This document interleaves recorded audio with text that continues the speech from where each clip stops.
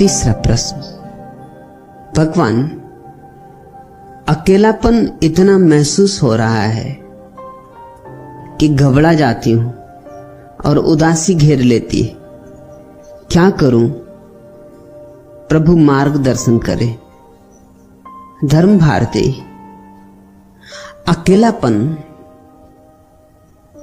हमारी आत्यंतिक नियति है, उससे बचने का कोई उपाय नहीं। अकेले हम हैं और बचने की जितनी हम चेष्टाएं करते हैं वही तो संसार है, और बचने की चेष्टाएं सब व्यर्थ हो जाती हैं, वही तो वैराग्य है। और जब हम बचने की सारी चेष्टाएं छोड़ देते हैं वही तो ध्यान है। अकेले हम हैं और चाहते हैं कि अकेले ना हो, यहीं से भूल शुरू होती। क्यों? अकेले होने में क्या कठिनाई है?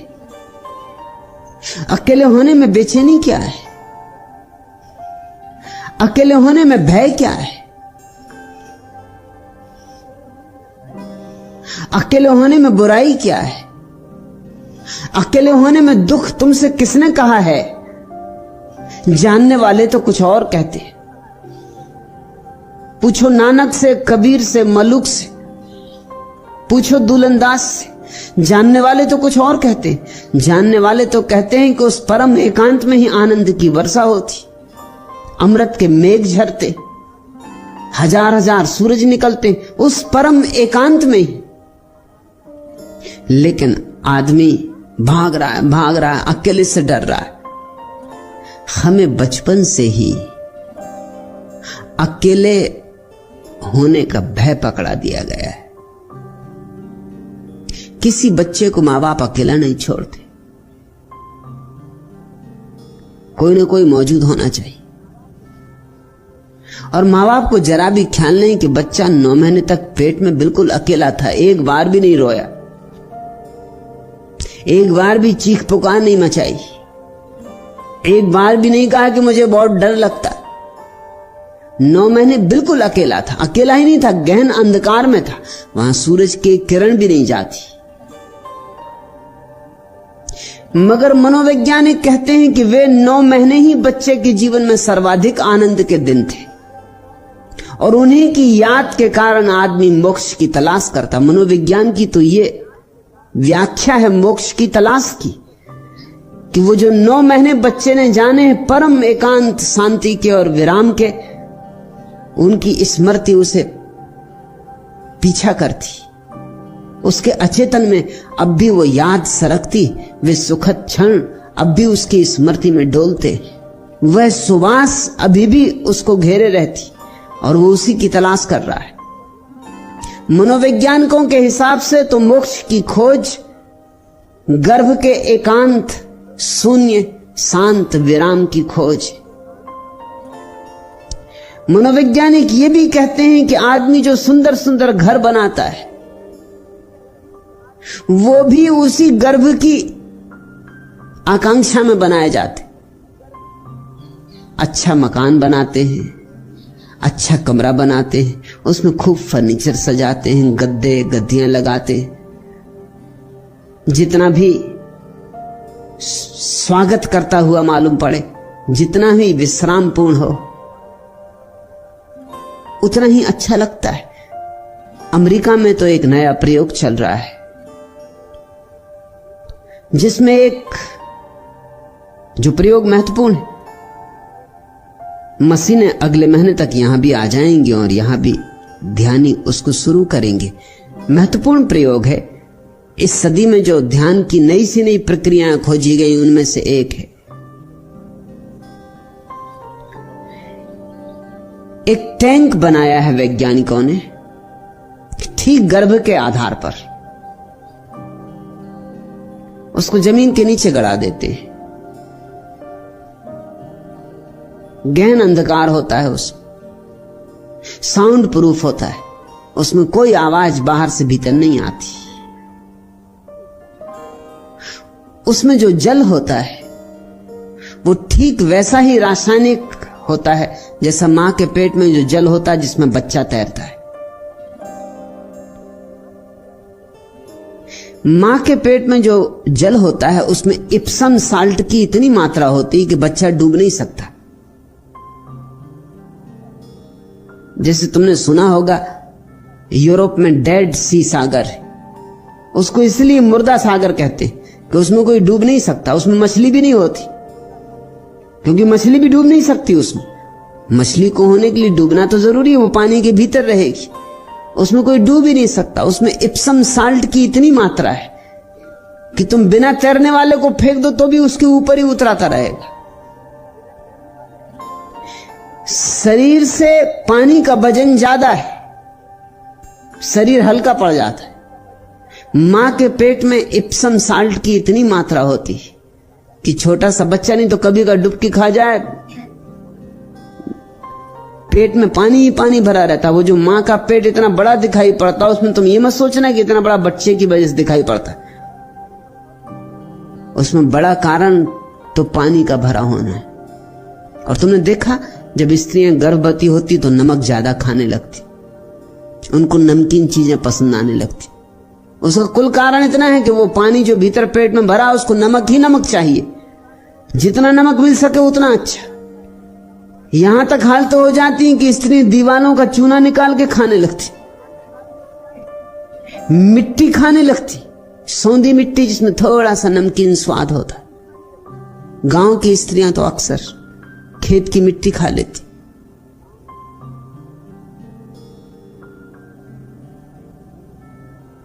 उस टैंक में ठीक उतनी ही मात्रा में रासायनिक द्रव्य होते हैं जितने मां के पेट में होते।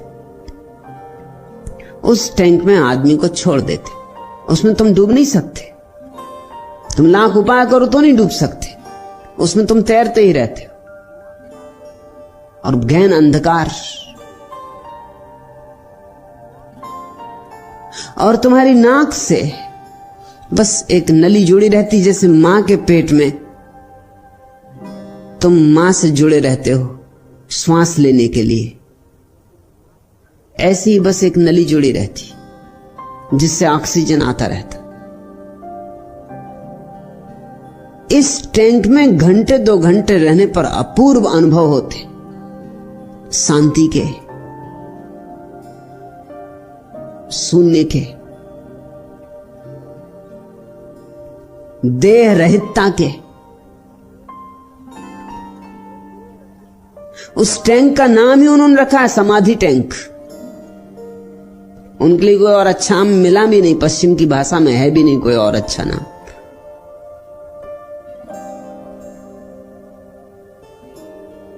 उस टैंक में कुछ अर्थ तो है, वैज्ञानिक अर्थ है। उसमें जो 2-3 घंटे रह आता है उसको पहली दफा फिर से पुनः याद आ जाती मां के गर्भ में रहने की और उस शांति की, उस आनंद की। वैज्ञानिक तो यही कहते हैं कि ध्यान की प्रक्रियाएं भी उसी अवस्था में ले जाती, बिना बाहरी उपकरणों के। ध्यान की प्रक्रिया भी उसी अवस्था में ले जाती।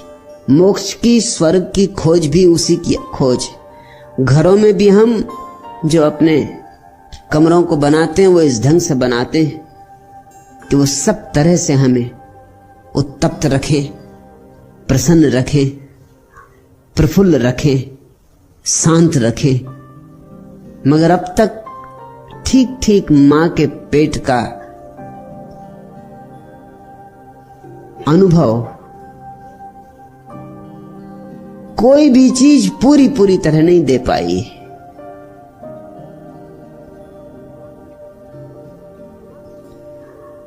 लेकिन मां के पेट में 9 महीने बच्चा अकेला रहता है, न तो भयभीत होता है, न चिंतित होता है, न सोचता कि क्लब चले जाएं, कि रोटरी के मेंबर बन जाएं, कि होटल हो आएं, कि ताश ही खेल लें, कुछ नहीं तो समय काटें, कि चलो फिल्म देखाएं, चलो गपशप करें पड़ोसियों से। कुछ भी नहीं, 9 महीने बिल्कुल सन्नाटा है। तो एक बात तो निश्चित है कि तुम स्वभाव से एकांत में रहने को बने हो और स्वभाव से एकांत में तुम्हें रस है, कोई दुख नहीं, मगर पैदा होते से उपद्रव शुरू होता है। जैसे ही बच्चा पैदा होता है वैसे ही उसे दूसरे की जरूरत मालूम होने लगती। मां के बिना भूखा हो जाता है, मां की जरूरत, मां के स्तन की जरूरत। इसलिए लोगों के मन में मां के स्तन की प्रतीक्षा जीवन भर बनी रहती। चित्रकार स्तन बनाते हैं, मूर्तिकार स्तन बनाते हैं, खजुराहो हो कि कोणार्क हो, बस स्तन ही स्तन। और ऐसे स्तन जो कि होते भी नहीं, इतने बड़े बड़े स्तन की स्त्रियां चल भी ना सकें, चलें तो गिर जाएं। कविताएं स्तन की, हर चीज स्तन के आसपास घूमती। कुछ कारण होना चाहिए, गहरा कारण होना चाहिए। कारण यही है कि बच्चे का पहला अनुभव इस जगत का स्तन का अनुभव है, और पहला अनुभव महत्वपूर्ण अनुभव है, और पहले अनुभव की छाप जिंदगी भर पीछे रहती। मैं एक बूढ़े आदमी को देखने गया था, वो मर रहे थे, उनकी उम्र कोई 78 वर्ष थी। कमरे में कोई भी ना था, सिर्फ उनकी पत्नी थी। उन्होंने पत्नी से कहा कि तू बाहर जा, मुझे आपसे कुछ निजी बात करनी। उनकी पत्नी बाहर चली गई। मैं भी थोड़ा हैरान हुआ कि निजी बात, शायद वो कुछ ध्यान समाधि। उन्होंने मुझसे कहा सिर्फ एक बात पूछनी कि मैं मरने के करीब आ गया, मौत करीब है, मगर स्त्री के स्तनों में मेरा रस नहीं जाता, मर रहा हूं। लेकिन वो जो मेरी महिला डॉक्टर है वो देखने आती तो मैं मौत की भूल जाता हूं, उसके स्तन देखने लगता हूं। तो मैं तुमसे ये पूछता हूं कि मेरे 78 वर्ष की उम्र, सब जिंदगी देख ली, मगर ये स्तन से मेरा रस क्यों नहीं जाता? इसका कारण क्या होगा? और मैं किसी से पूछ भी नहीं सकता। ऐसे तो मुनि महाराज भी आते, मगर उनसे मैं पूछूं तो वो बहुत नाराज हो जाएंगे। आपसे ही पूछ सकता हूं। मैंने कहा ये बात सीधी सादी है। सच तो यह है कि जैसे जन्म के समय पहली याद स्तन की आती है, वैसे अक्सर मरते वक्त भी आखिरी याद स्तन की आती। जिन्होंने इस पर खोजबीन की है पूरब के देशों में, उनका कहना है कि मरते वक्त आदमी आखिरी क्षण में स्तन की याद करते ही मरता है, वही उसकी नए गर्भ में प्रवेश की यात्रा है। वर्तुल पूरा हो गया। लेकिन बच्चे को स्तन की जरूरत है, बहुत जरूरत है। भोजन भी वही, उष्णता भी वही, प्रेम भी वही। दूसरा मुझे आदर करता है, प्रेम करता है, फिक्र करता है, इसका प्रमाण भी वही। बस धीरे धीरे शुरू हुआ, वो दूसरा महत्वपूर्ण होने लगा। मां थोड़ी देर को नहीं आती, बच्चा पानी में पड़ गया है या पेशाब कर ली है और गीला कपड़ा हो गया है तो परेशान हो रहा है, दूसरे की जरूरत है। असहाय बच्चा दूसरे की जरूरत अनुभव करने लगता है, और माँ बाप भी इसमें मजा लेते हैं कि बच्चा निर्भर हो। कोई जब आप पे निर्भर होता है तो अच्छा लगता है कि आपकी भी दुनिया में कुछ जरूरत है। जब बच्चे अपने पैर पर खड़े हो जाते हैं तो माँ बाप को सच में अच्छा नहीं लगता। ऊपर से तो कहते हैं कि हम बड़े प्रसन्न हैं कि अब तुम अपने पैर पर खड़े हो गए, मगर उनका चेहरा जरा गौर से देखो, वो ये कह रहे हैं कि ठीक है, मतलब अब हमारी तुम्हें कोई जरूरत ना रही। ऐसे तो ऊपर से बच्चों का शादी विवाह कर देते, मगर भीतर से विरोध पैदा होता है। इसलिए सास बहू झगड़ते ही रहते। सास ये बर्दाश्त कर ही नहीं सकती कि मेरा बेटा जो सदा मुझ पर निर्भर था आज किसी और स्त्री पर निर्भर हो गया। जिसको बुद्धिमान बनाने में मुझे 25 साल लगे, एक औरत ने 5 मिनट में बुद्धू बना दिया। इसको सास बर्दाश्त करे भी तो कैसे करे? आग जलती। ये बिल्कुल स्वाभाविक है। कहते हैं कि प्रसन्न रहो, अब अपने पैर पर खड़े हो गए, मगर जरा गौर देखना, करना उनके चेहरे पर, उनकी भाषा पर, बड़ी मजबूरी में जैसे बात कही जा रही। चाहेंगे तो अब भी माँ बाप की बच्चे उन पर निर्भर रहें, चाहेंगे तो वो कि सदा निर्भर रहें, क्योंकि उनकी निर्भरता में अहंकार की तृप्ति।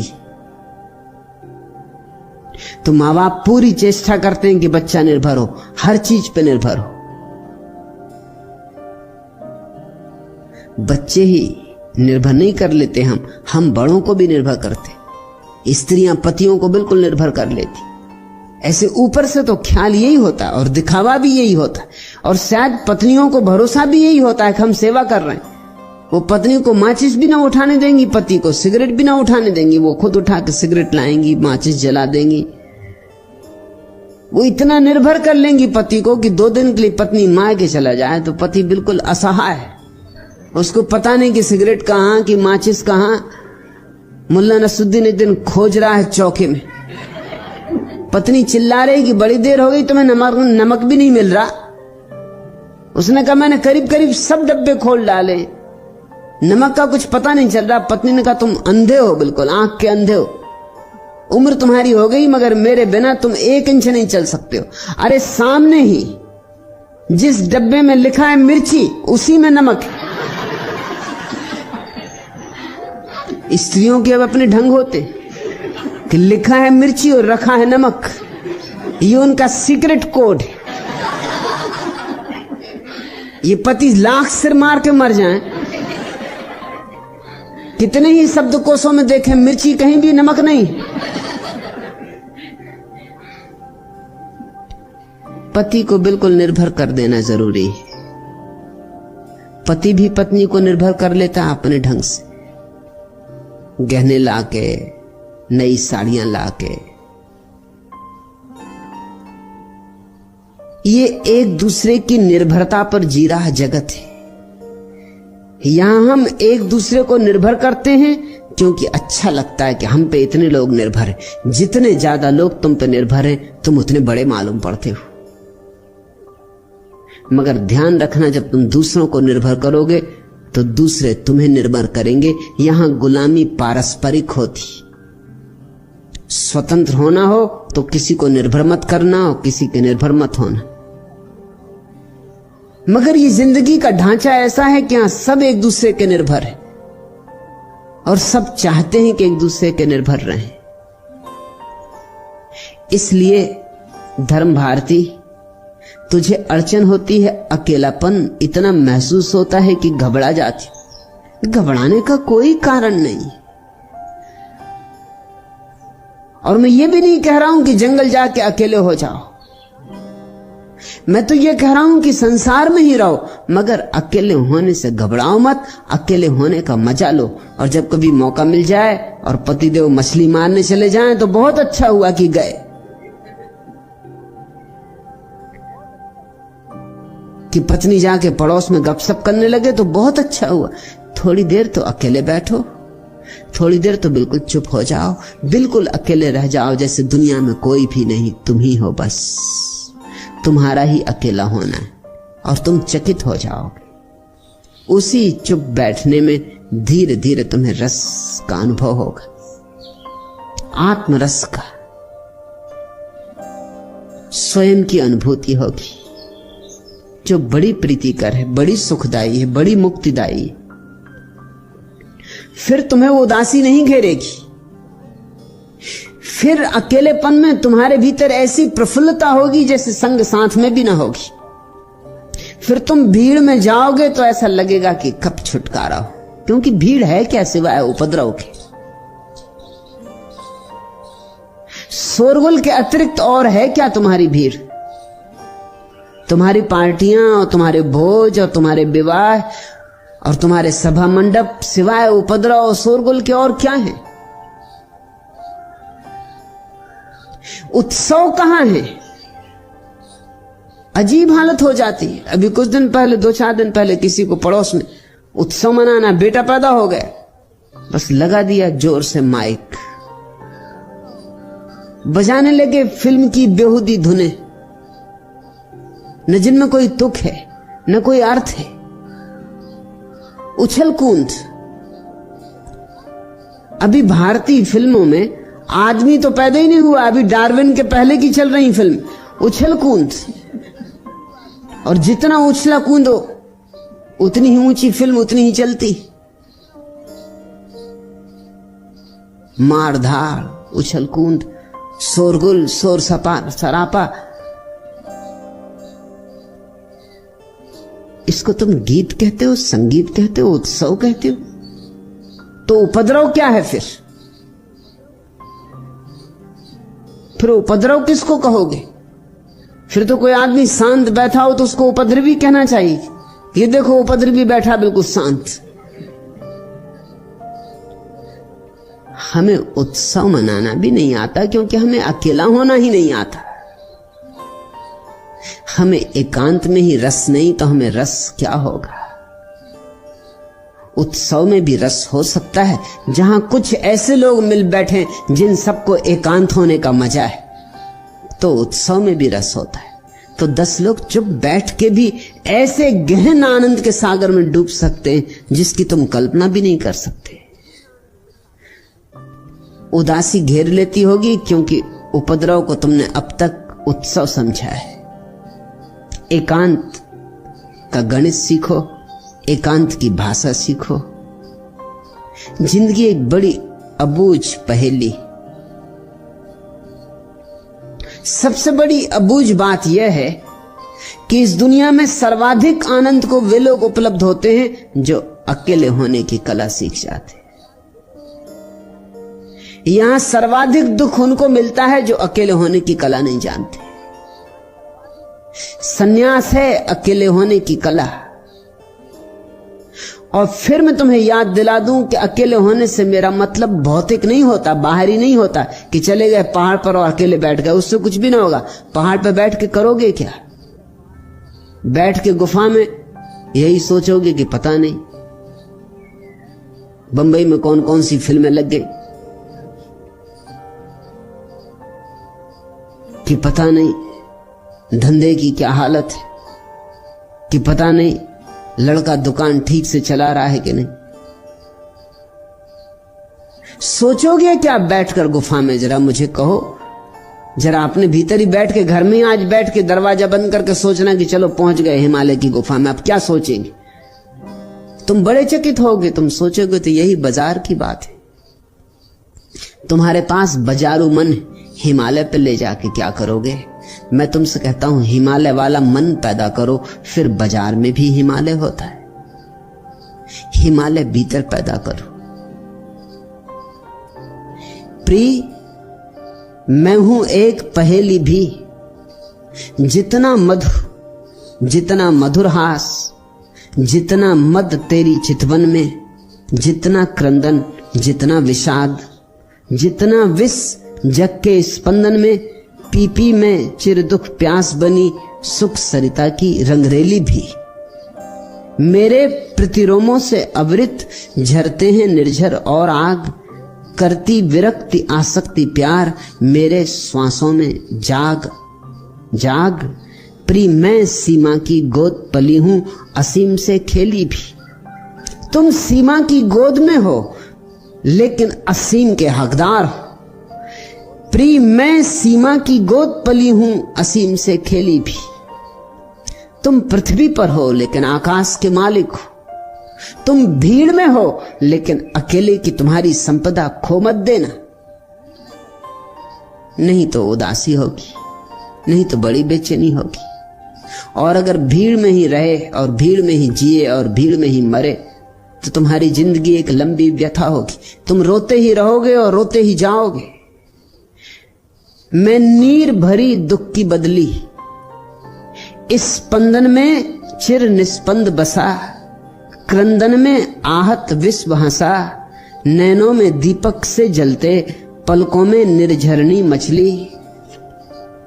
मेरा पग पग संगीत भरा, श्वासों से स्वप्न पराग झरा, नभ के नव रंग बुनते दुकूल, छाया में मले बयार पली।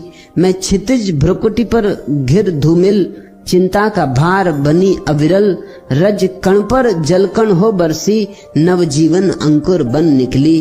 पथ को न मलिन करता आना, पद चिन्ह न दे जाते जाना। सुधि मेरे आगम की जग में, सुख की सिहरन हो अंत खिली। विस्तृत नभ का कोई कोना, मेरा न कभी अपना होना। परिचय इतना इतिहास यही, उमड़ी कल थी मिट आज चली। अगर जीवन तुमने यूं ही भीड़ भाड़ में गुजार दिया तो एक दिन तुम इतना ही पाओगे, परिचय इतना इतिहास यही, उमड़ी कल थी मिट आज चली। मैं नीर भरी दुख की बदली, लेकिन ये तुम्हारी नियति नहीं है, ये तुम्हारा दुर्भाग्य होगा, दुर्घटना होगी। ऐसा होना नहीं था, होने की कोई अनिवार्यता नहीं थी।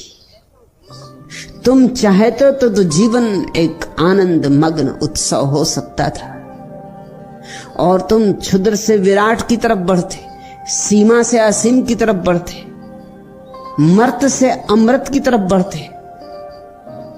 तुम हो इतने विराट, प्रिय मैं सीमा की गोद पली हूं, असीम से खेली भी। लेकिन एक कुंजी सीखनी ही पड़ेगी, उसी कुंजी से ताले खुलते हैं जीवन के रहस्य के। वह कुंजी है एकांत, अंतर एकांत। 24 घंटे में थोड़ा समय निकालो धर्म भारती।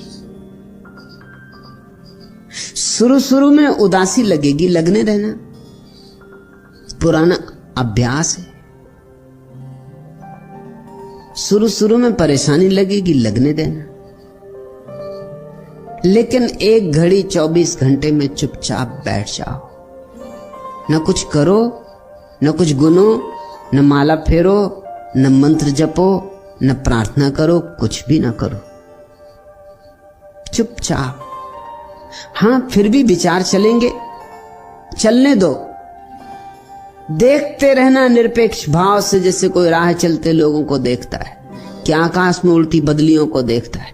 निष्प्रयोजन देखते रहना, तटस्थ देखते रहना, बिना किसी लगाव के, बिना निर्णय के, ना अच्छा न बुरा, चुपचाप देखते रहना, गुजरने देना विचारों को। आए तो आए, ना आए तो ना आए, न उत्सुकता लेना आने में, न उत्सुकता लेना जाने में। और तब धीरे धीरे एक दिन वो घड़ी आएगी कि विचार विदा हो गए होंगे, सन्नाटा रह जाएगा। सन्नाटा जब पहली दफा आता है तो जैसे बिजली का धक्का लगे, ऐसा रोआ रोआ कब जाएगा, क्योंकि तुम प्रवेश करने लगे फिर उस अंतर अवस्था में जहां गर्भ के दिनों में थे। ये गहरा झटका लगेगा। तुम्हारा संबंध टूटने लगा संसार से, तुम्हारा संबंध छिन्न भिन्न होने लगा भीड़ भाड़ से, तुम संबंधों के पार उड़ने लगे। झटका तो भारी लगेगा, जैसा हवाई जहाज उठेगा जब पहली दफे पृथ्वी से, तो जोर का झटका लगेगा, ऐसा ही झटका लगेगा। घबराना मत। एक बार पंख खुल गए आकाश में, एक बार उड़ चले तो अपूर्व अनुभव है, अपूर्व आनंद है। फिर एकांत कभी दुख न देगा। एकांत तो क्या, फिर भीड़ भी दुख न देगी, क्योंकि तब भीड़ में भी एकांत बना रहता है। जिसको भीतर सधने की कला आ गई, वो बीच बाजार में खड़े होकर भी ध्यान में हो सकता है। दुकान पर बैठे बैठे काम करते करते, और भीतर धुन बजती रहेगी निस्बासर, रात दिन नींद में भी उसकी धुन बजती रहेगी। लेकिन अभी मैं समझता हूं उदासी लगती होगी, घबराहट होती होगी, अकेलापन डराता होगा। ये स्वाभाविक लक्षण है। प्रत्येक मनुष्य को इस तरह की गलत शिक्षण दी गई। सम्यक शिक्षा होगी अगर कभी, तो हम प्रत्येक बच्चे को अकेला होना भी सिखाएंगे।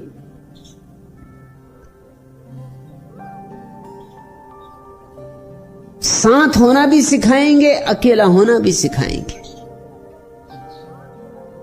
साथ होना इस तरह सिखाएंगे कि अकेलापन मिटे ही नहीं और साथ भी हो जाए।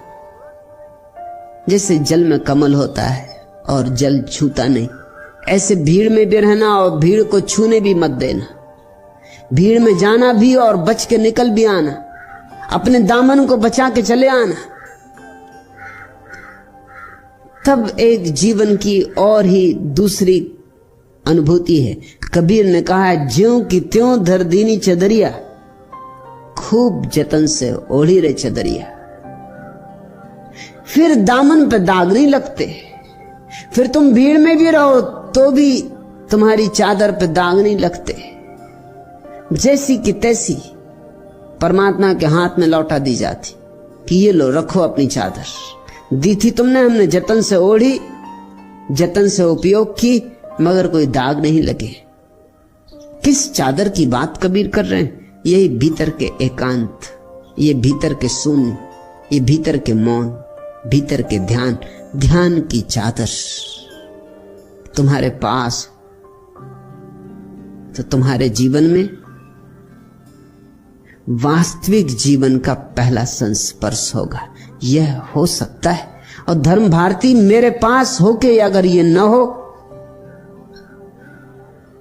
तो समझना कि तुम बहुत बाधाएं डाल रही होगी इसके होने में। बाधाएं हटा लो, अड़चने विदा कर दो। ये तो नाव चली ही है, इस पे सवार हो जाओ। पाल खोल दिए गए, हवाएं ले चली हैं इसे। पतवार भी हम नहीं चलाते। पतवार भी कौन चलाए जब परमात्मा ही हवाओं में बांध के पालों को और ले जाता है अपने सागर तट पर। तो कौन चिंता करे पतवारों की।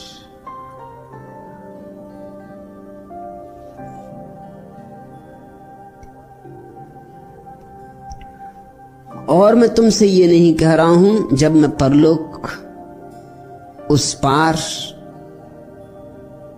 उस गंतव्य की बातें करता हूं तो तुमसे ये नहीं कह रहा हूं कि कल होगा, कि परसों होगा, कि अगले जन्म में होगा। मैं तुमसे ये कह रहा हूं, ये चाहो तो अभी हो सकता है,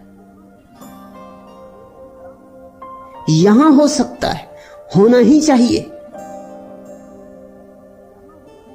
अपने को संगठित करो, अपने को एकजुट करो।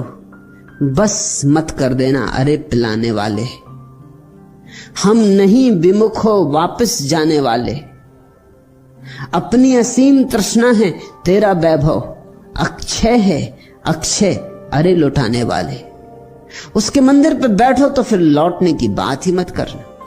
उदासी आए, बेचैनी आए, पीड़ा आए, पुरानी आदतें बल मारें, फिक्र मत करना।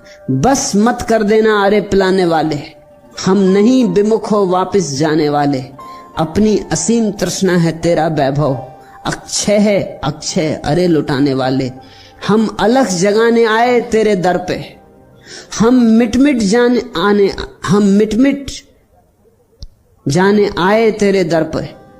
इस रिक्त पात्र को भर दे भर दे भर दे, मदहोश हमें तू कर दे कर दे कर दे। हम खड़े द्वार पर हाथ पसारे कब के, हो जाएं अमर ए अमर हमें तू बर दे। है एक बिंदु में सिंधु भरा जीवन का, परिपूरित कर दे मानस सूनेपन का। फिर और यहाँ पर पाना ही है खोना, हंसकर पीने में छिपा प्यास का रोना। चलने दे सुख के दौर अरे चलने दे, भर जाए दुख से उर का कोना कोना। अपना असीम अस्तित्व दिखा दे हमको, बस लय हो जाए, बस लय हो जाना अरे सिखा दे हमको। तेरी मदिरा का बूंद बूंद दीवाना, हम नहीं जानते अपना हाथ हटाना।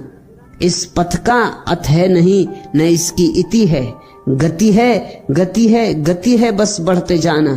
किस ओर चले है हुआ कहां से आना, किसने जाना निज को किसने पहचाना। माना की कल्पना और ज्ञान है माना, पर अविश्वास का भ्रम का यही ठिकाना है। एक आवरण बुना हुआ है जिसमें दिन रात और सुख दुख का ताना बाना। उस ओर व्यर्थ का यह प्रयास जाने दे, पाने दे हमको मुक्ति यही पाने दे। मैं तुमसे कह रहा हूं, हो सकता है अभी और यहीं। चाहिए कि तुम एकजुट हो, चाहिए कि तुम्हारे भीतर ऐसी त्वरा हो कि रोआ रोआ प्यास से भर जाए, कि रोआ रोआ पुकार से भर जाए। उठना ही मत उसके मंदिर पर बैठ गए तो। इस न उठने के संकल्प को ही मैं सन्यास कहता हूं। बस मत कर देना अरे पिलाने वाले, हम नहीं विमुख हो जाने वाले। अपनी असीम तृष्णा है तेरा वैभव, अक्षय है अक्षय अरे लुटाने वाले। हम अलख जगाने आए तेरे दर पे, हम मिट मिट जन जाने आए तेरे दर पर। हम आ ही गए तेरे द्वार पर, मिटना हो तो मिटेंगे, लौटेंगे नहीं। इस संकल्प से जो ध्यान में बैठेगा उसका ध्यान सुनिश्चित पूर्ण होना है, आश्वासन है, उसका ध्यान सदा पूरा होता है। उसके ध्यान में कोई बाधा नहीं पड़ती। परमात्मा चाहता है कि तुम पे ध्यान की वर्षा हो। परमात्मा कंजूस नहीं है, कृपण नहीं है। परमात्मा तो अपात्र को भी देने को तैयार है, मगर हम ऐसे अपात्र हैं कि अपात्र को भी उल्टा रख के बैठे।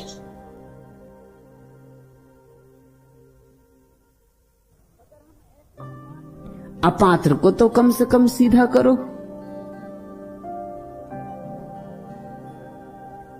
तेरी मदिरा का बूंद बूंद दीवाना, हम नहीं जानते अपना हाथ हटाना।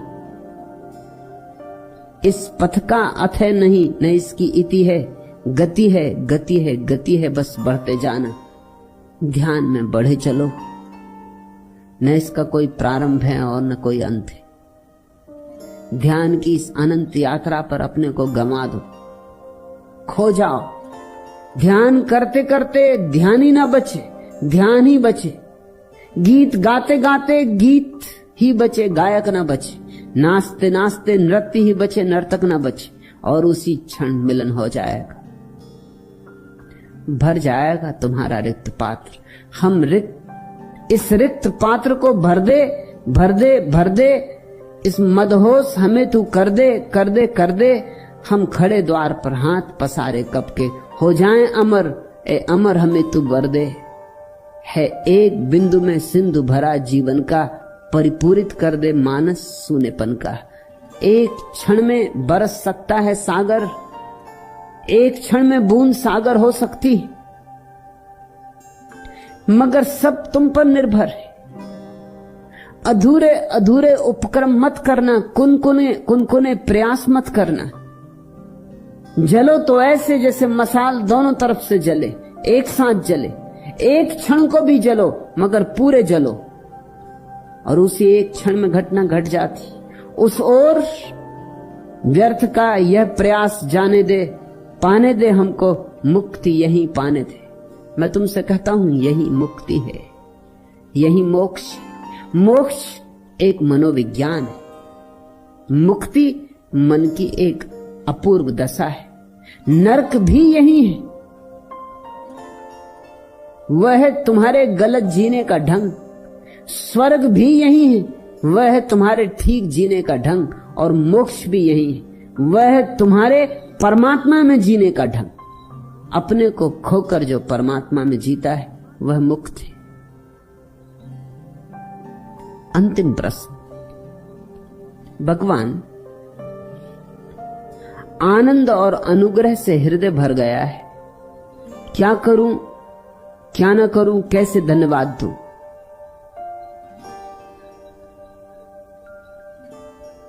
गाओ, गुनगुनाओ, नाचो, रो। ओ विभावरी चांदनी का अंगराग, मांग में सजा पराग। रश्मितार बांध मृदुल चिकुर भारी, ओ विभावरी। अनिल घूम देश देश, लाया प्री का संदेश। मोतियों के सुमन कोश वार वार री, ओ विभावरी। लेकर मृद ऊर्म बीन, कुछ मधुर करुण नवीन।